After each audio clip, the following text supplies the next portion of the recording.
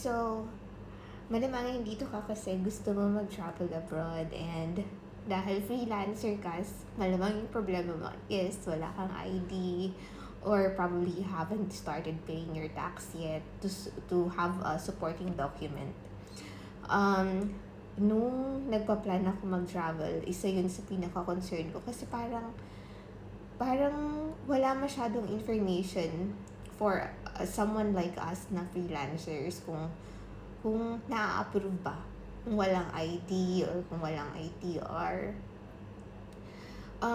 When I was researching, I came across this forum. Pero most of them, they said you need ITR and there was really no assurance at all. They're saying it's a test of luck, which is okay. So sabi ko, sige, subukan natin kung makakapasa ba, kung maswerte talaga tayo. But just to give you a little background, I have already traveled prior to pandemic. That was 2018, just once, and I was not solo. So my situation right now was kind of a red flag for the immigration because one, I'm traveling alone. Two, I don't have ID, so that was like my major concern. And it's something that I can parang wala akong hold kasi or wala akong control, I mean. Kasi I cannot ask for an ID from my client kasi that's really not a thing. If you're a freelancer, they just don't give you an ID. But regardless, I actually secured a lot of documents to prove that I can afford this trip.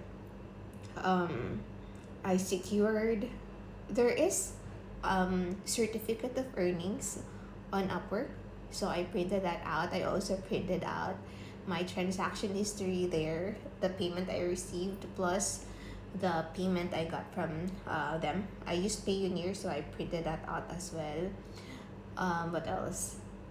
Bank statement, so I could show them that I'm receiving it, and how much money I have, to show them na yun na nga, I can afford this trip on my own. And kasi minsan parang sabi nila it's a red flag kapag remittances yung nakukuha mo. So parang iniisip nila you depend on someone for your trip and you can't really like afford for yourself. I'm not sure.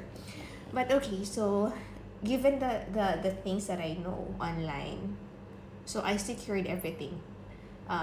My financial capacity and my source of income, like where I work, although I don't have an ID, just in case they ask for it. So yun na nga, so sobrang anxious ko during the day ng interview ko sa immigration. Actually, I plan to go there 6 hours bago yung trip ko. Kaso lang sobrang traffic sa Maynila. I don't know, there's a lot of travelers right now.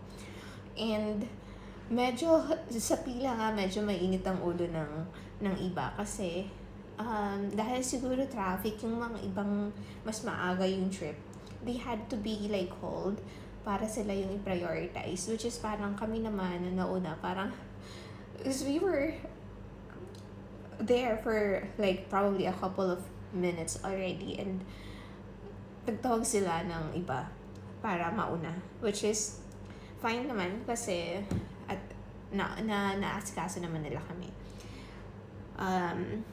But yeah, I came there very early, so I had like 2 hours pa ng kasi I was really preparing for like a second interview kasi nga iniisip ko baka may second interview nga ako given the situation. I was actually preparing for the second interview. So nung nandun na ako sa immigration officer, ang tinanong lang muna sa akin is saan ka pupunta, kailan ka babalik.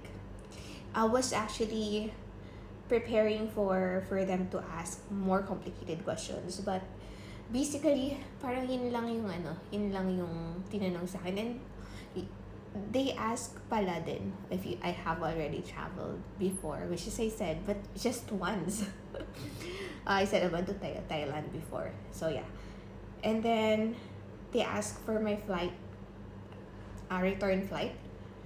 Tapos, after that, parang feeling ko si kuya parang ano siya, parang nagdadalawang isip siya sa akin.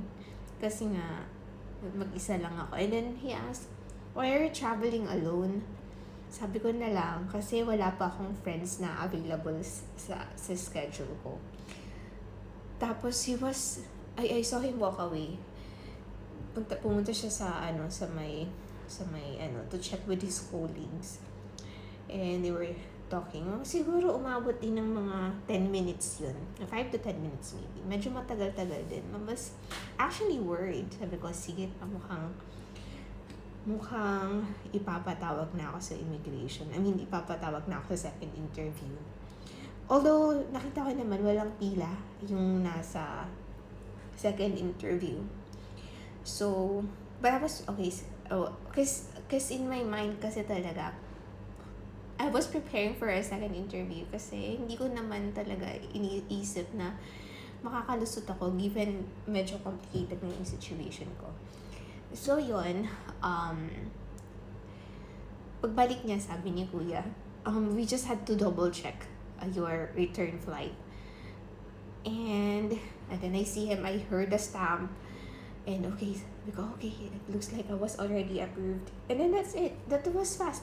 You know what? The other documents that I printed out, hindi na yun natanong. So, hindi rin siya nag-ask ng ID, just my flight. I actually just provided my passport, my boarding pass, and then the printout of my flight back to the Philippines. So, yun. Medyo feeling ko nga yung parang sa sobrang kaba ko, meron ako ng yung parang natunog sa live sa may lips. Kapag sobrang nervous ka, di ba? Parang yung ano mo. Parang feeling ko natutuyo na yung lips ko sa sobrang nervous. But anyway, luckily, I was able to pass the immigration interview. And, so heading to Vietnam actually, medyo nahirapan ako sa airport. And then, if you ask naman, parang hirap ng parang yung, since, I don't know, because I don't have any, I went to Thailand before, but I was with a tour guide from the airport to all of the trips. Merong tour guide who I can ask, or who we can ask. And I was with a friend. So, medyo, that was easy. Hindi ako kinakabahan. Pero yung solo travel na, parang, sabi ko, parang mahirapan ako dito. Kasi, although they're trying naman to speak English, parang nahihirapan ako talaga intindihin. Because here, yung English nila, tinuturo prettily. Parang kagaya sa ibang mga bansa. I think also in India, for someone na kasing edad ko, they have to like have a separate class after college for them to learn English. So yeah, so it was kind of a struggle for me during my first day. But anyway, I'll share my thoughts on my experience. It's just the first day. I actually just went on like one tour earlier because I was so tired of my flight. Because I feel like I had 2 days of no rest. Kasi I was working, and then I had to like pack and everything. I didn't have time because prior to my flight, I don't know, I got so excited maybe that I got sick. It's always like that. I always get sick whenever I would travel, or prior to my travel, or during my travel. I always have flu for some reason. So yun, well, yes, I'll discuss that separately. But yes, if you're a freelancer, you can travel. You don't need ITR. They don't ask that. It's just the passport and your flight. That's it. Thank you.